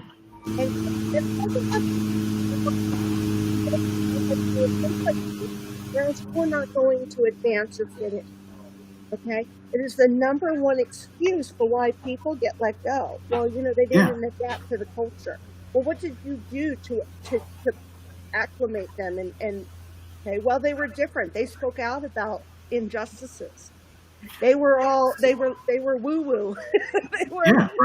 Which is a real term, right? So woo-woo is a term for leading with love and spirituality. Okay, there are woo-woo coaches that are doing very well. Woo-woo's it's a real deal. Okay, and the whole point is the people who are coming into organizations and want to create change themselves, they will be treated like outcasts from non-conforming into a culture standpoint. So we Well, really, and this is what I'm saying, so I love it as a theoretical solution, okay? But feet on the street and feet in the ground and feet in, okay, people who are disruptive to a career environment, a culture, they are not going to have their voices heard. They're going to be shunned, and they're going to get on the hate list. Whatever list you want, right? So it's not that I'm saying, no, that's not going to work. I think well, that is, we'll all be dead by the time that works. well, We need, or at least I will be. I'm old. But well, we need let, something. We need something that has immediate impact so that we can stop the bullshit going on. well, let me ask you this then, because what I'm looking at, what you're saying, what I'm taking away from that is that you're trying to pick up a mountain, right? And I A got to what? tell you, a mountain, and that does feel Oh, insurmountable. That does feel like too yeah. much. But I'm of the mindset that this isn't a political movement. This isn't even really a social movement. It's a personal movement. Because the reality is that if you look at something, you ever heard of the butterfly effect? It's, Of you know, course. that idea is that I don't have to make a super huge move to make something change. In our little group of 9 people, 8 people, my accountant's off, we make a difference in just by us interacting with each other. So you don't need to go to the head of a corporate structure. You need you to understand it, and then you live it different. And when I live it different, and DeAnna lives it different, and now Candice lives it different, and Mike lives it different, these are all things that we're personally responsible for. You think about it, the only real power we have is choice. So I can't choose what my kid is going to do. And I pay for his food. I can't choose any of that. I can only choose what I'll do. So that's the only real true power. Legislate love. Tell me how you legislate love, or you legislate fairness. So you say, we had affirmative action for like 40 years, and companies were pissed. And not only that, I talked to one guy a few weeks ago. He was like, I sat in some of these back office meetings. We would purposely hire someone of color, not give them the budget that they needed, not give them the budget they need. Right, that's what, right. We'd hire somebody who wasn't completely qualified to do this job, and we'd let them fail because at that point we can go back and hire who we wanted to. They put money in the budget to keep things unfair. Now, tell me how you can legislate love for a company. You can't, but for yourself. Right. So I guess, so that's really what I'm saying, right? So I'm saying that's all great. And yes, that is absolutely, that's what being anti-racist is all about, right? Is leading with love and making sure that you speak up and you have meaningful conversations. But that is a long-term, Maybe. when the cells, generate and they swap, osmosis. So that's how about this? Choose that you'll leave the house. osmosis. I want you to try to choose to leave the house and be safe today. There's only so many things you can do. The only choice we can really make is our own choice. So that's my challenge to everybody. Choose it for yourself. Choose to be loving. Choose to not think it's that death of the ego, that death of my own thing for our thing. Choose that. Yeah. And that's what I think will happen. It's okay. Maybe, I think you're missing what I'm saying, because I'm not challenging that. What I'm saying is, if we want a solution, okay, because that is always the answer. Okay, what you're saying is always the answer for everything. Okay, that's always the answer. What I'm saying is, if we're looking at solutions and we're saying, look, affirmative action has been a failure. People aren't being given budgets. I was fired at the end of last year because I told somebody I was biracial. Okay, I have an EEOC open lawsuit that the government is suing the company on my behalf. Okay, you want to talk to me about racism? It's because they found out everything I started this with, that I was a black Jew, and they were pissed. Okay, and they said I didn't fit in their culture. Okay, now I'm sitting there, I'm leading with love. Okay? But I opened my big mouth. Maybe the issue is defining it then, because when we start to talk about it in abstracts, everyone feels like they're leading with love. I'm beating my wife out of love. I'm kicking my dog out of love. I'm racist I because think of that we need to find some solutions to create a more effective change in a massive way. I do not think we have the time to take our little baby steps to speak out against injustice. I think that those of us who get it, I think we need to find a way to make a big change. I got you. I'm sorry. Well, here, you guys go right on ahead. Hey, so I love all of the conversation about love. I wanted to add another question so we as a people cannot love what we fear. And I think that a more direct question is, what is fear about empowering a certain group of people? What is it that this system has been put together out of fear? And what is it about American Blacks that, or Blacks in general, that we have a fear of us being in power? What is the actual fear? Before we get to tackling, love is the foundation 100%, but I'm as to curious as to what everybody feel is the actual fear. Because in order for us to get to, we need to address, the elephant of what's, why the system does not want to empower a certain group of people. Mm-hmm. So I want to just jump in, Candice. That's right. I got that. Okay, cool. Yeah. When you said that, the first thing that came to my mind. So I do this workshop called How to Become a Racist. It's not what you think, but it's really awesome. And what I do is How to Become a Racist. It's a workshop that I do. My internet went out and it sounded like you said how to become brazen. I was like, whoa, wait. And in this workshop, I actually tell people I'm going to go to the genesis of racism. And actually, I found it in the Exodus with the Israelites and the Egyptians.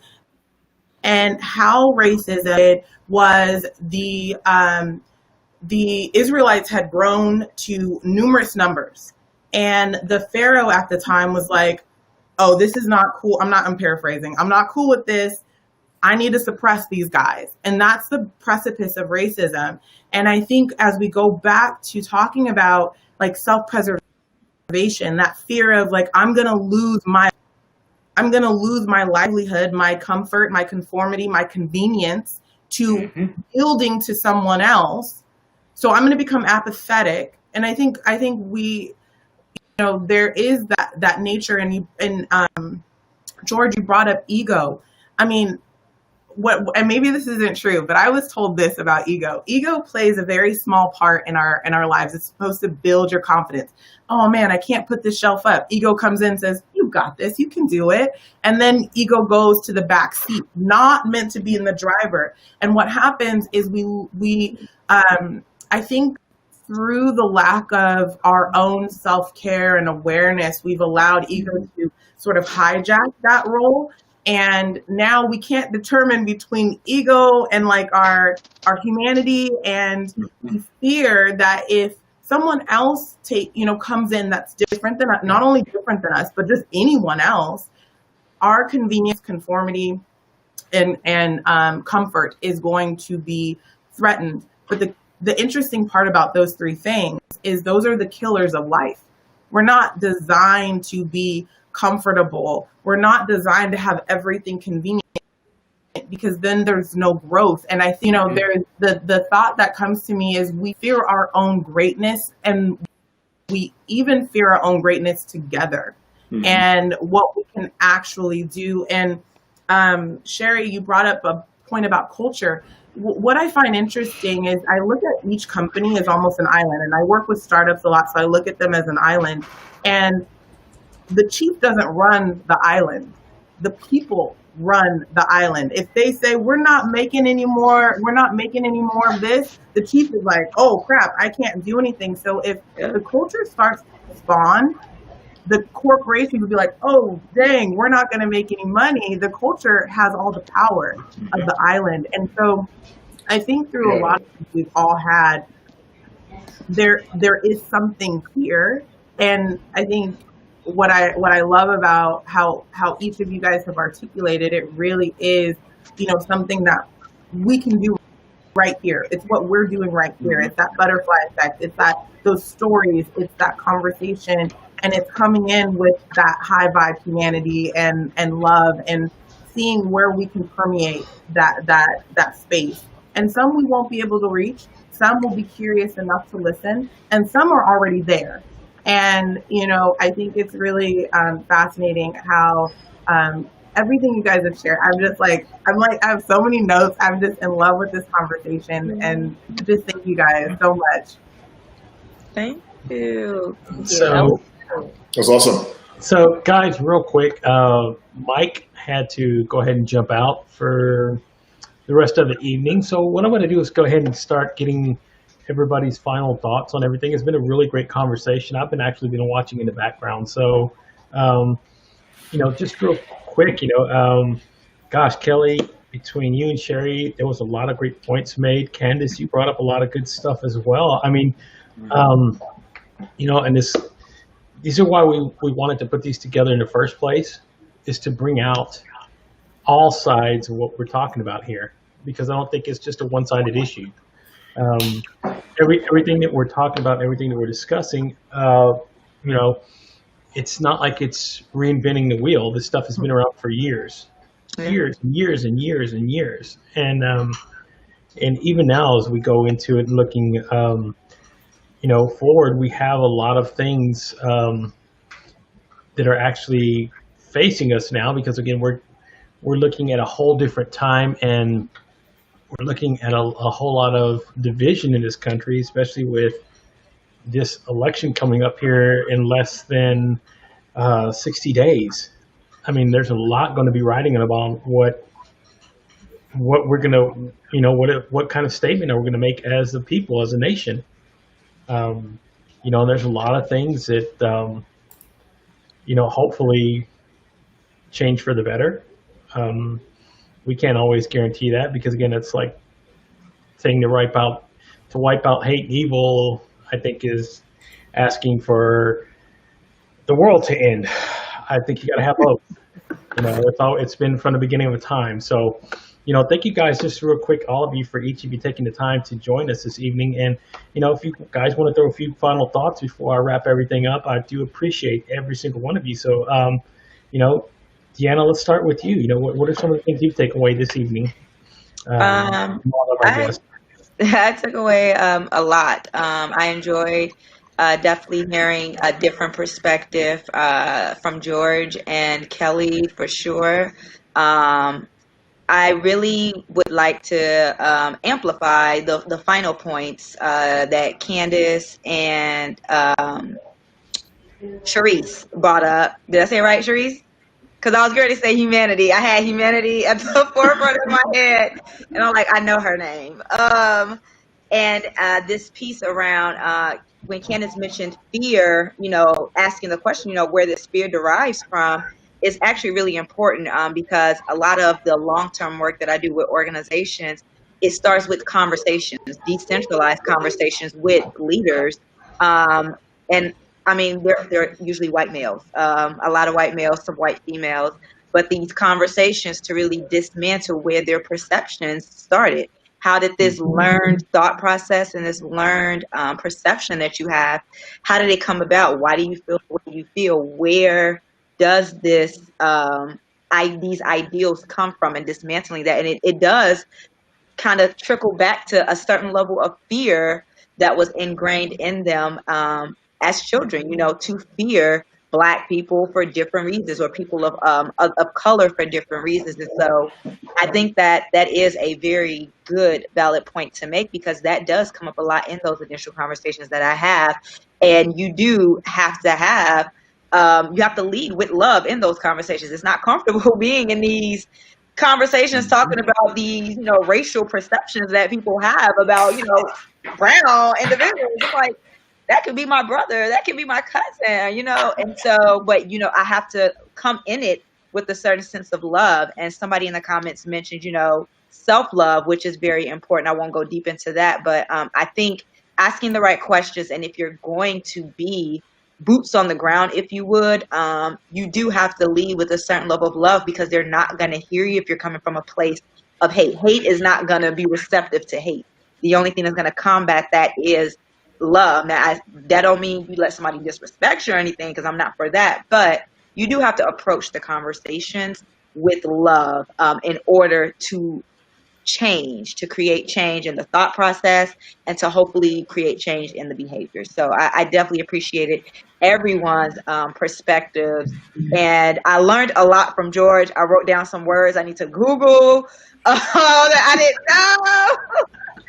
I was like, okay, put me on game, George. Thank you. So, Kelly, my friend, you brought a lot to the table tonight as well. Final thoughts, my friend. So I feel like for me, it's echoing these kind of thoughts of taking ourselves out of the picture and looking at the whole actually does help everyone. You know, the idea of how much we're afraid of change and how much we're afraid of things being different in different people. I've grown up. I grew up in the projects, and we were fortunate enough to have a mixed projects. And I'll tell you, it was probably one of the biggest. I mean, even with all the crime and poor situations going on, it's probably one of the most educational things I've ever had, to understand that different people make things good. And for me, that just means that I don't have to be afraid of someone else's idea, of someone else's culture, of someone else's beliefs, because in the end, if we're coming from a place, like DeAnna mentioned, if you start from a place of love, it stops other people from being defensive, and other people are way more willing to open that back up to you. And again, the ones of you that I've talked to before this, Gabe, all of you guys, you all know that that's how I approach it.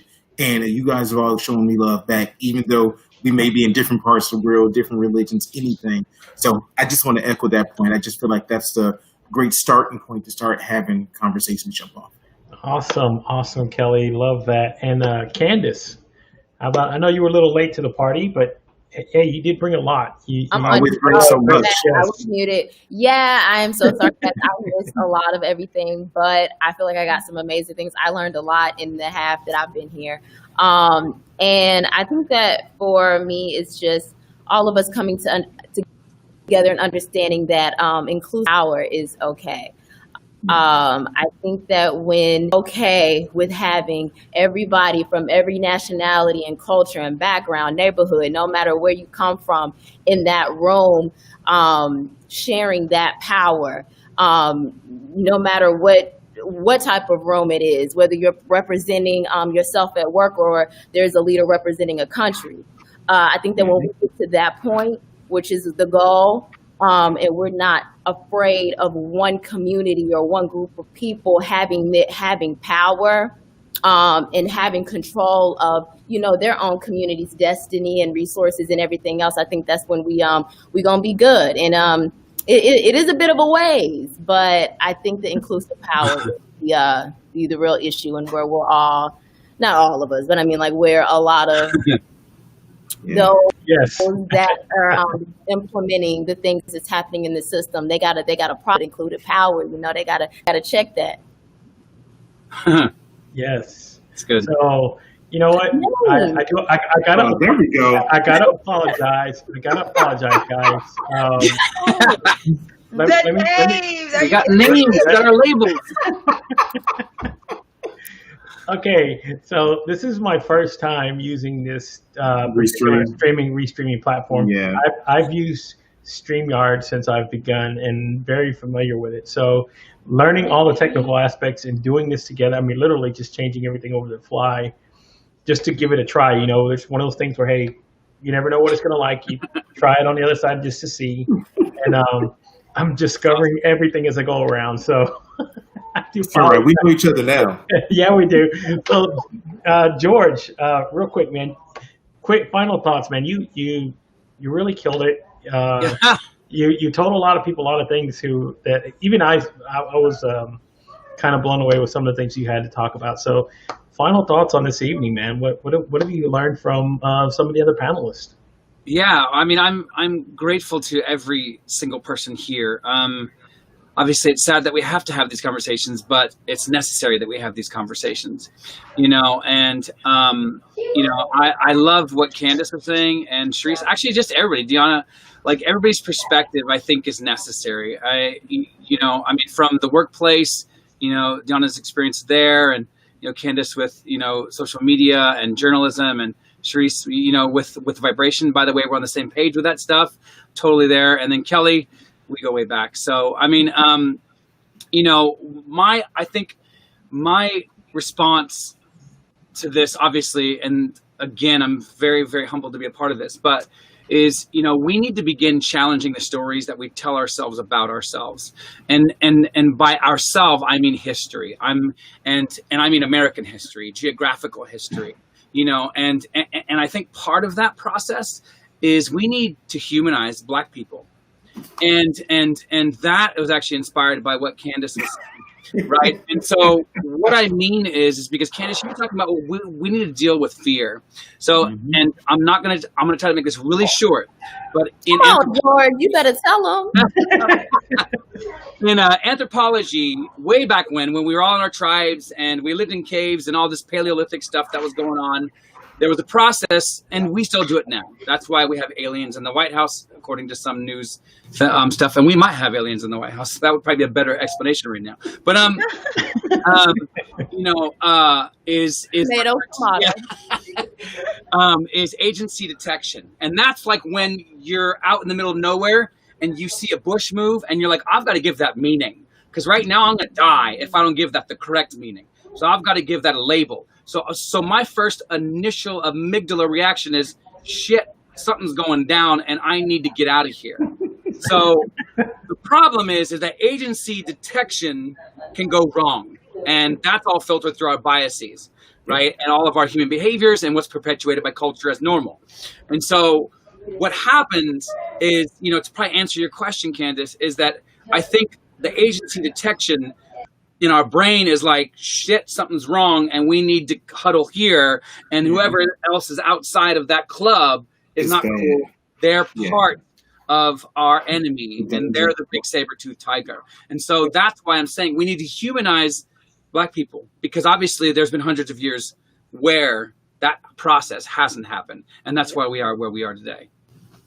Thank you for that, George. Don't even get me started on humanizing Black women. That's a whole nother one. But we have another connection. Yeah, we're gonna have a round table. Right. All right. I have on a whole nother hour. That's not even over. and finally, Charisse, it's let's go to you. Let's get your final thoughts before we get out of here. Okay. So my final thoughts is I love how, you guys are all strangers to me, but I love how when we talk about this topic, I can feel the high vibration resonating from the conversations that we're having. And I believe that's it. That's all. Like that is, if we can just stay there, keep that frequency and continue the work that we're doing, we can solve all the isms that plague our humanity. This conversation, listening to these different perspectives has really, no pun intended, given humanity power. It's guts and listening to you guys. And so I just, my takeaway is that it definitely, what we're dealing with definitely needs that high vibration to solve this low vibrational problem. And bringing people together and having very similar, that makes sense. And we're going out and doing the work for that is really beautiful to witness. And I can feel the change coming. And so very optimistic, hearing this conversation and collaborating learning and be, sharing space with you guys tonight. Yeah, I'll let you know how optimistic I feel in 2 months. Really and truly, because I think at this point we're on the precipice of something really great. And I even though everything that's gone wrong this year, right? There's still so many things that have gone right for a lot of people, for a lot of things, even as bad as it's been, right? Guess what? We're all still here. It's not the end of the world. Nothing. Maybe, man. I don't know. We got murder hornets. So. There you go. Right. Yeah. So thank you guys, each one of you who stayed the whole time. Thank you, Candice, as well, for taking the time. George, Kelly, as always, it's been a pleasure. My friend DeAnna, all of you, and especially to CJ, Shari, Mike, and Annie, who had to leave earlier. Thank you guys so much. These are always great, and I do appreciate every single one of you taking the time to do this. Again, like Charisse says, it brings out a lot. The vibrations usually come out of these things, and the connections and the people that the spider webs just continue to go out there. After this is done, I mean, connection of people talking, and I see things open up. I know I've seen since the very beginning of us doing these things how far and wide that net has spread, and it continues to spread, and it's a good thing. And I enjoy doing these every single time. So thank you so much, guys. You guys have a great evening. Everybody who's been watching as well, I do appreciate you taking the time, guys. Again, you guys are the reason we do this. Thank you guys for all the support. So stay safe, stay blessed, everybody. Good night, and talk to you again soon. Bye-bye, everybody. Very nice to meet you all. Hey, I Good see all night. you guys' connections. Yes.